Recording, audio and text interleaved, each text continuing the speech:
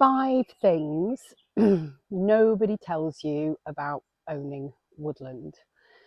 5 slightly strange things, shall we say. First of all, you start to see trees everywhere. So normally we would go about our business in the town where we live, and there are trees, not enough trees, but there are a lot of trees. And suddenly you start to notice them and you want to know exactly what kind of tree they are. You want to know how long they've been there, who planted it, why was it planted, and you become to see these trees. I do a journey for work on a regular basis, and it's a dual carriageway, and prior to owning woodland I had never ever noticed a line of absolutely beautiful silver birch that line the motorway out, well, dual carriageway. And the thing about them is you can barely tell they're silver birch because the traffic pollution has made the silver of the bark quite a dull metal grey, but they are silver birch, and now I always pay my respects to those trees every time I go past. And you know, it makes you think we need more trees in our towns. We all know about the benefits of having it for mental health, but also trees in towns create shade. They create small areas for wildlife in otherwise developed areas. So if you're thinking of buying woodland, be prepared to see trees everywhere and probably dream about them as well. Second one is you start to become hyper aware of the 4 seasons.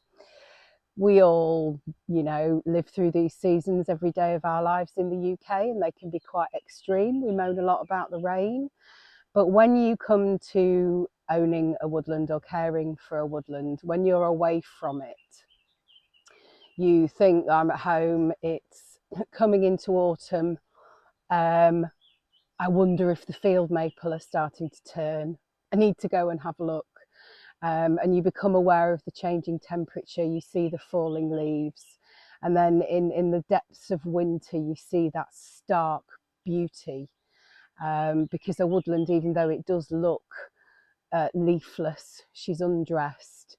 In winter, there is a stunning beauty to that. And it makes you then start to appreciate the seasons, because you start to understand how all of the trees have specific periods that they do specific things during. So winter is a time of sleep, rest, the leaves are off, they're not having to, you know, do all the actions that they do to create these leaves and keep the canopy alive. And then they start to wake up in spring, a bit more energetic. The leaf buds start to come through. Things like that start to appear. The grasses start to come through. Oh, buzzard just went behind the camera. Sorry about that. And then summer, it is a hive of literally buzzing, singing activity. And I think we could all take a lot from that. In winter, we naturally maybe want to stay at home a bit more, stay warm by the fire in front of the TV. We don't have to constantly keep up with this fast-paced world where burnout is celebrated and overproductivity is the order of the day. Trees don't do that. Trees have specific periods over the 4 seasons. And I think if we could observe that more, give ourselves a rest when we need rest, gradually reintroduce ourselves into activity, busier periods of our life, and follow the seasons like that, I think we could all maybe be a lot healthier.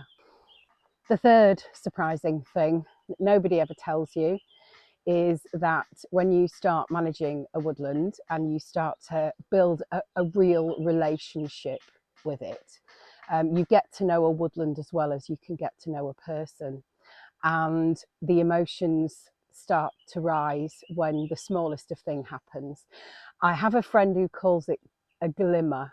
So a glimmer, I'm led to believe, is a small moment in a regular day when you might be stressed, you might be busy, rushing around, and you see something as simple as a ladybird on a fence as you're walking to work, and that just brings you a moment of joy. So I think the glimmers, since owning the Woodland, and Dan is the same as well, we have shed a tear over discovering a new baby oak. I have just been overwhelmed with gratitude finding a meadow buttercup that wasn't there last year.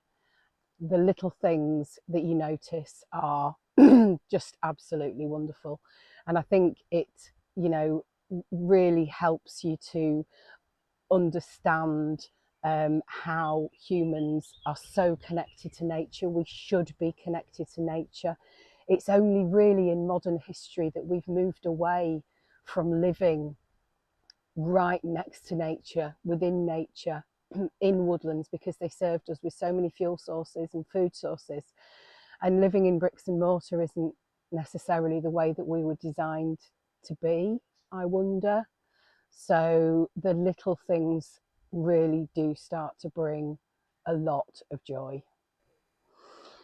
Number 4 is mindfulness begins to become a way of life. Mindfulness, I think it's been around for quite a while, but it's really only entered the sort of collective consciousness in the last few years. It's an excellent mental health practice.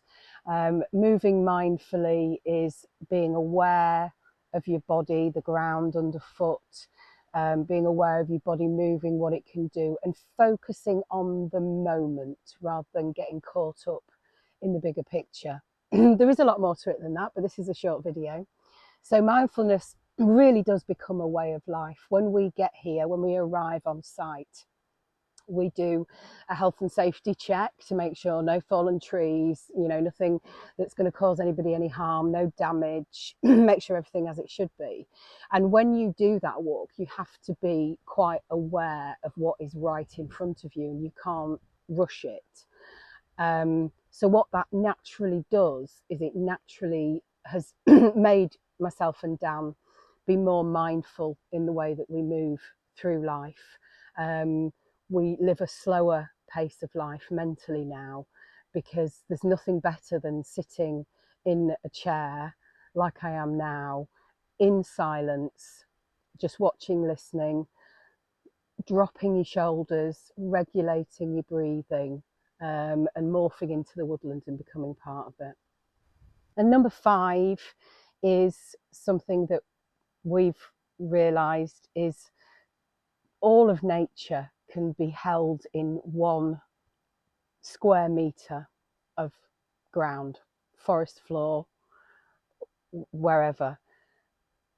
I do a bit of forest bathing, mention mindfulness, and sometimes I like to sit on the woodland floor and just look at what is around me. And you can see in just 1 square metre, there's part of it is a puddle where some of the rain has gathered. Part of it still has dew, early morning dew on the blades of grass. There are insects utilising that water. There is a little bit of mud, and then you've got beetles that are coming in and going through the mud for all the tiny, tiny creatures to eat. And then maybe you've got a few fallen dead leaves, which again are habitat. Lift one up, you've got a woodlouse underneath it. Then you've got a patch of bare earth, dry earth, maybe high, a little slightly higher than where the puddle is. You've got a patch of dry earth, and that in itself is valuable. Great for basking reptiles, great for butterflies to land on to warm their wings before moving on.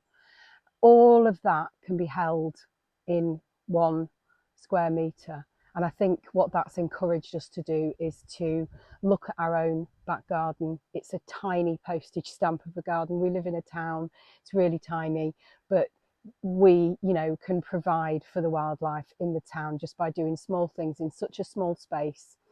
Even a window box is going to provide for something.